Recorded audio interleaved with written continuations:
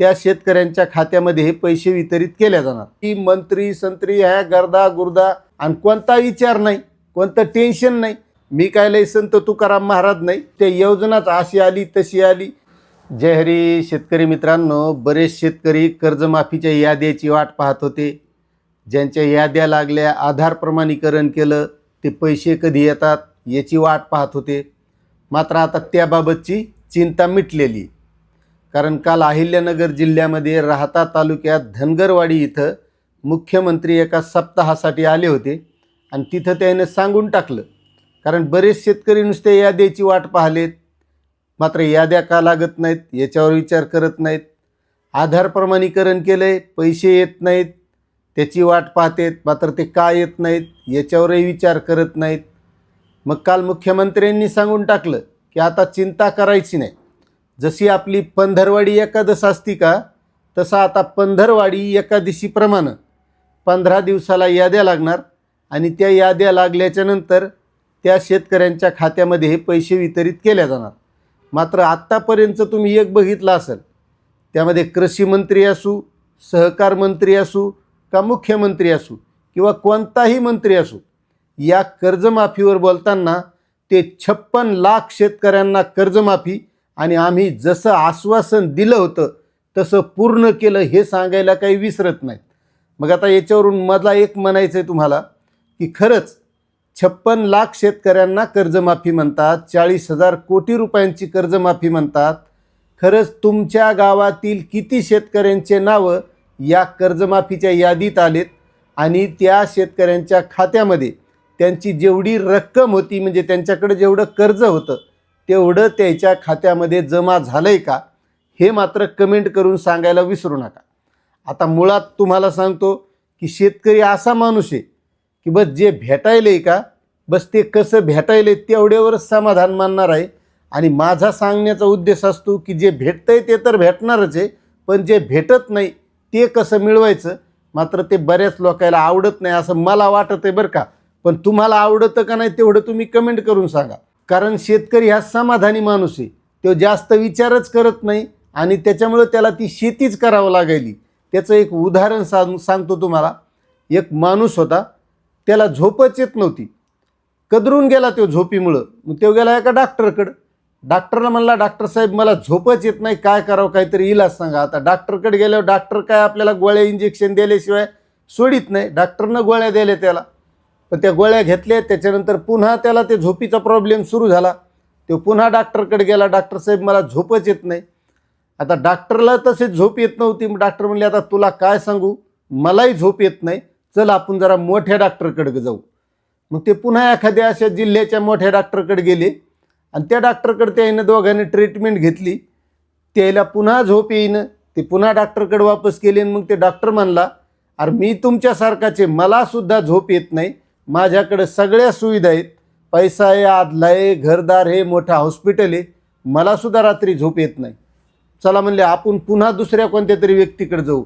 आणि मग ते एका राजकीय नेत्याकडे गेले।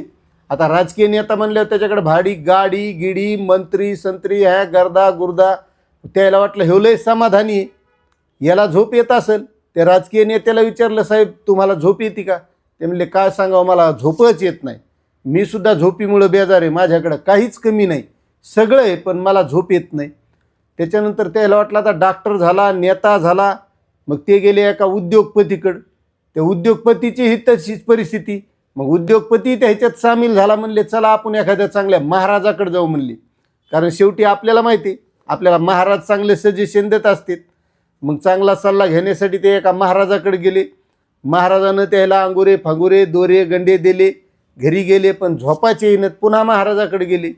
महाराज रात्री जागेच, महाराजालाही झोप येत नव्हती, महाराजही परेशान। ते म्हणले आता काय सांगावं, हे आपल्याकडं आलेत, आपल्याला काय झोप येत नाही। मग महाराजही त्याच्यात सामील झाले आणि चला म्हणले आपण शोध घेऊ की कोण माणूस आहे असा की त्याला खरं चांगली झोप येते अशी। मग ते आता रोडच्या कडीने चालले होते, एका शेतात आंब्याच्या झाडाखाली दुपारी शेतकरी झोपलेला होता। मग आता त्याला वाटलं चला आता आंब्याचं झाड आहे, तिथं माणूस दिसायला, आपण जाऊन तिथं थोडा वेळ बसू। आता हे जाऊन बसले तरी तो शेतकरी ढाराढम झोपलेला, काही चिंता नाही। मग त्याला वाटलं आता ह्यो दिवसा माणूस झोपलाय, आपल्याला रात्री झोप येत नाही, त्याने त्याला उठिलं. उठिल्याच्या नंतर त्याला म्हणले, बाबा तुम्ही कसं काय झोपले?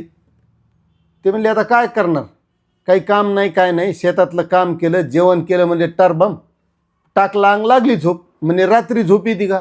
हो म्हणे, खाल्लं की झोप येते, कारण दिवसभर मी काम करतो, वावरात कदरून जातो आणि कोणता विचार नाही, कोणतं टेन्शन नाही. सरकारनं जे दिलं ते घेतलं, जे भाव मिळाला ते मिळाला, निसर्गानं जे दिलं ते दिलं. म्हणजे सगळा शेतकरी हा आधार आहे, कारण त्याच्या हातात काहीच नाही, सगळं हे दुसऱ्याच्या हातात आहे. नैसर्गिक पाऊस आला, पेरलं तर भेटतंय, नाही भेटलं तर नाही भेटलं. सरकारनं जे दिलं ते दिलं, याच्यावर तो समाधानी. त्याच्याने तो म्हणला मला काही चिंता नाही. मग आता एवढे जे पैशावाले लोक गेले तिथं, राजकीय नेता गेला, उद्योजक गेला, महाराज गेला, मग यायला झोप येत नव्हती. मग त्याच्या लक्षात आलं की खरा समाधानी हे होय, हे लय चिंता करीत नाही, जे भेटलंय त्याच्यात समाधान मानतो, बस असंच जगायला पाहिजे. त्याच्यामुळे शेतकरी सध्या खूप समाधानी आहे. मात्र इतकंही समाधानी राहू नका की जी आता कर्जमाफी मिळाली, तुम्ही पाहिला असेल तर या कर्जमाफीमध्ये जशी घोषणा झाली होती, कर्जमाफीचे कधी टप्पे नसतात, बरोबर आहे का नाही? अशी टप्प्यात कुठं कोणती कर्जमाफी असती का? एका टप्प्यात शेतकऱ्यांची यादी जशी सरकारकडे जमा झाली, तशी एका टप्प्यात शेतकऱ्यांची यादी लागणं गरजेचं होतं. शेतकऱ्यांना आधार प्रमाणीकरण करणं आणि त्यानंतर त्या शेतकऱ्याला पुन्हा पीक कर्ज घ्यायचं.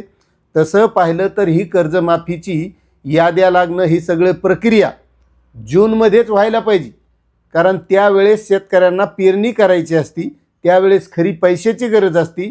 मात्र त्यावेळेस ही कर्जमाफी झाली नाही.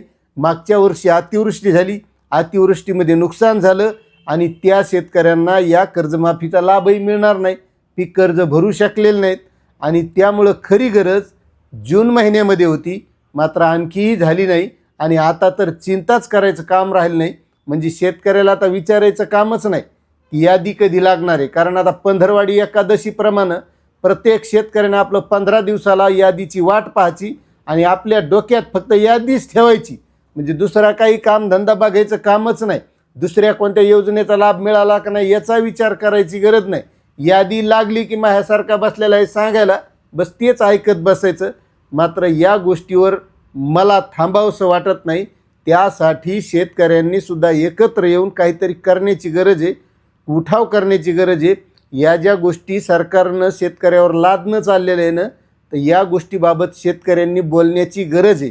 मात्र होतंय काय, जे मिळतंय त्याच्यात ते गोष्ट सांगितल्याप्रमाणे शेतकरी समाधानी आहे आणि त्याच्यामुळे ज्या इतर काही सुखसुविधा असतील, इतर योजना असतील, याचा लाभ मिळवण्यासाठी शेतकरी प्रयत्न करीत नाही. जे दिलंय त्याच्यात समाधानी आहेत. आता मी जी माहिती देत असतो यावर तुम्हाला माहिती आवडते का नाही आवडते तेवढं मात्र कमेंट करून सांगा, कारण मी ज्या गोष्टी बोलायलो ते आता मन मोकळेपणानं बोलायलो.